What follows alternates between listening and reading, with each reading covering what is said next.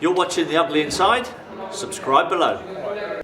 So our season starts right here. We're outside St Mary's and we're here to give you our complete season predictions and preview for the next 9 months. So let's summarise the pre-season so far. What do you make of it? Only one draw and the rest wins. Conceded 2 goals. I think it's work in progress. They've shown promise. He has at any stage got anywhere near what you call the first team, what he's going to put out on the start of the season. So it's work in progress. And I guess most teams are in the same boat as well. You see some of the teams like Liverpool, Tottenham going out to the Far East and America and the likes, and it's pretty much the same. So hard to tell.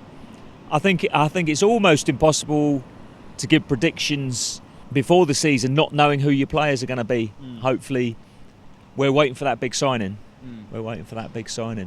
It's very much been an experiment for the last 2 or 3 weeks for Claude Puel. He's played a 4-3-3 with 3 midfielders in the centre with 2 wingers, and he's played a 4-4-2 diamond. He played 4-4-2 diamond against Espanyol the other night. Do you think he'll line up similar against Bilbao on Sunday?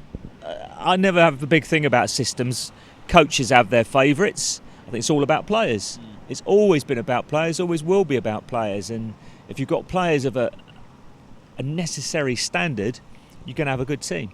So brought in a few players this season. Then through the summer we've got Pierre-Emile Højbjerg from Bayern Munich, the Danish lad, Nathan Redmond from Norwich City, Alex McCarthy from Crystal Palace, and Jeremy Pied on a free transfer from France.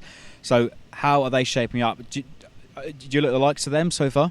Yeah, I love them, but I can't think of a song to sing to them at the moment. I'm really disappointed. All them names. I mean, Højbjerg's probably the most exciting, isn't he? Because he's come from a big club. He's shown a lot of promise as a youngster. Big price tag, I suppose, for that age. But, yeah, decent. Really, really good-looking player. I thought last night he showed some glimpses of that.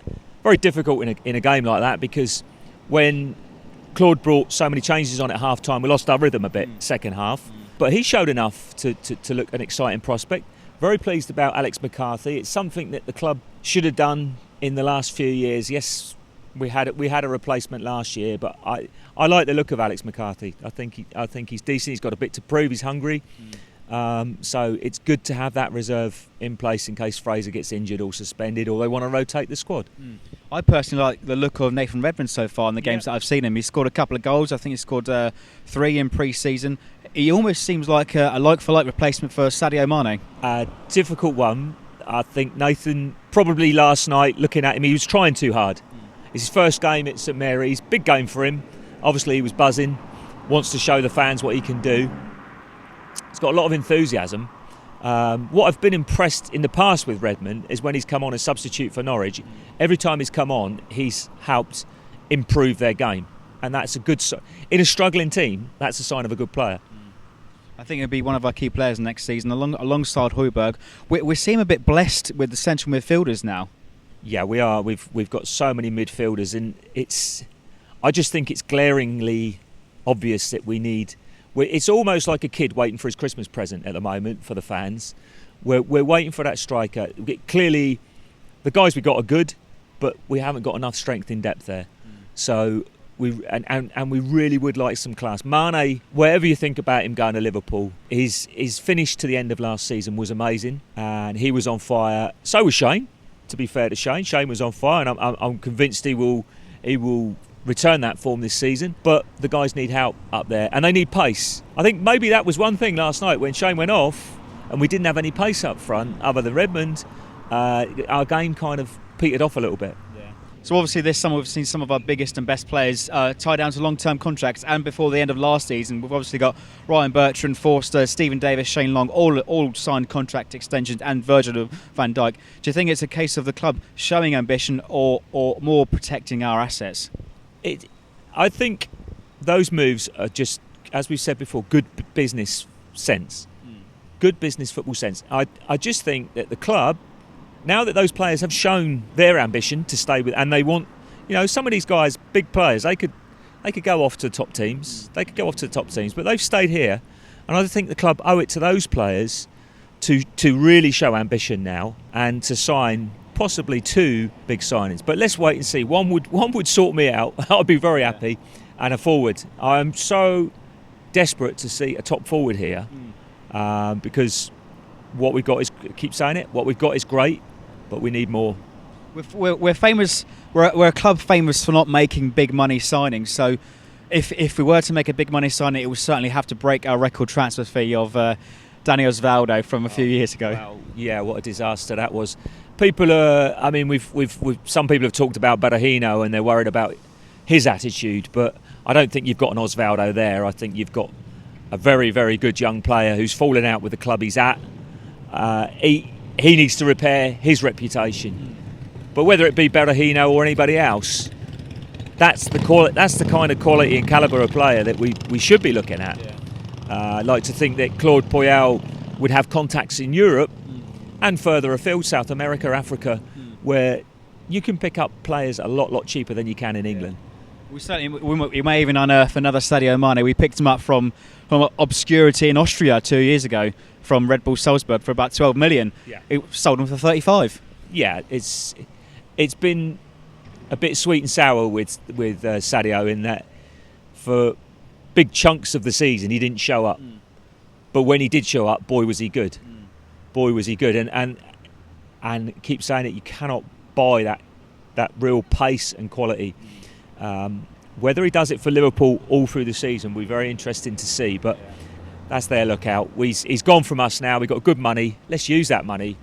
4 competitions then this season, including Europa League, 6 guaranteed games in Europe. Obviously, we're looking forward to a European tour, but what are your expectations for the squad this year? Well, they're going to be stretched, that's for sure. As we've said before, between now and Christmas, there'll be a lot of midweek games. So it's going to be tough for Saints' squad, but I think the guys, looking at them, they say they all know what they're doing. I've got confidence in them, but you never know the way the season pans out.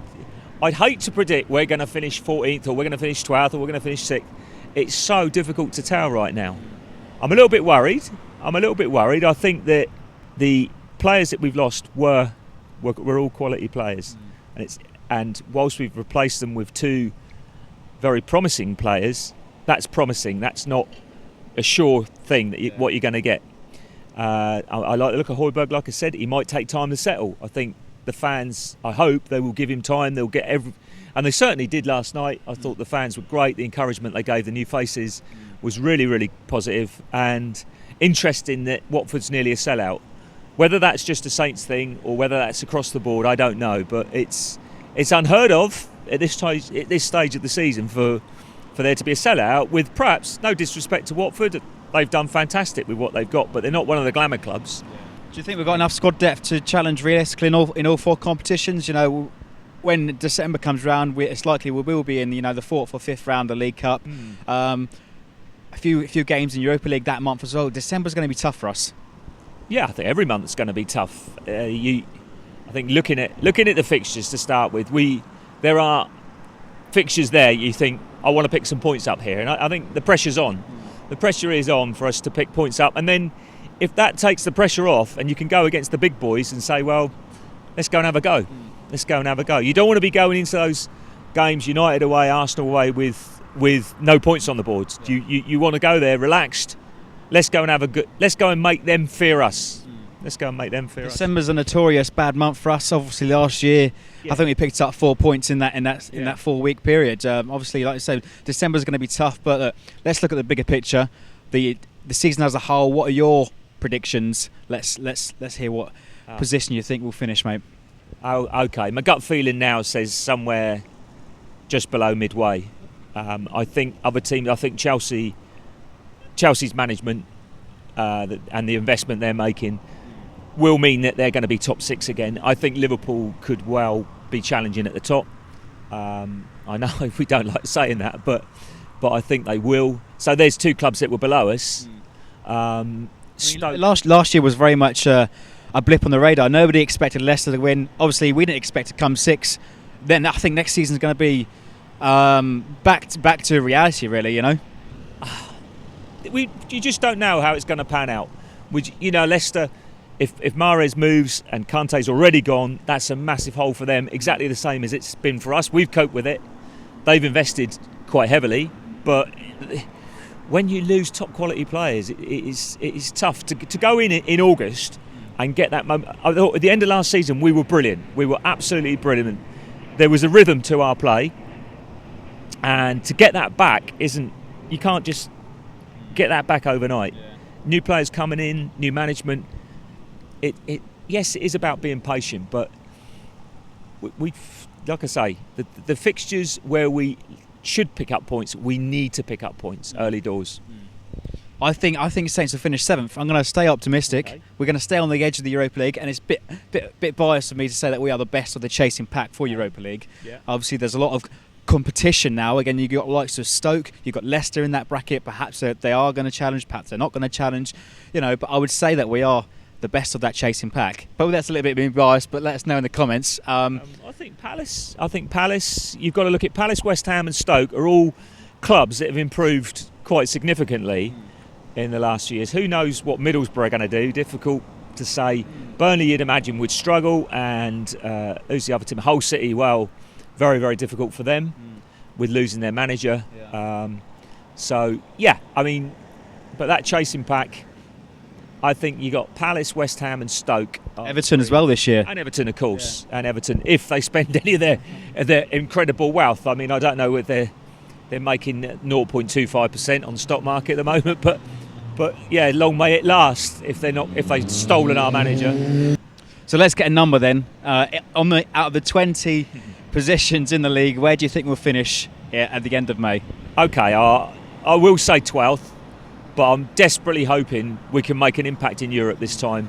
We've qualified quite a few times in my lifetime, and I'm absolutely thrilled every time we do. And we really have only in 1 year we got to the quarter-final of the Cup Winners' Cup, which was brilliant. But I'd love to have a great run in Europe and in the cups. Yeah. Why not? Because you never know. The draws have a huge bearing on your chances in the league and the FA Cup.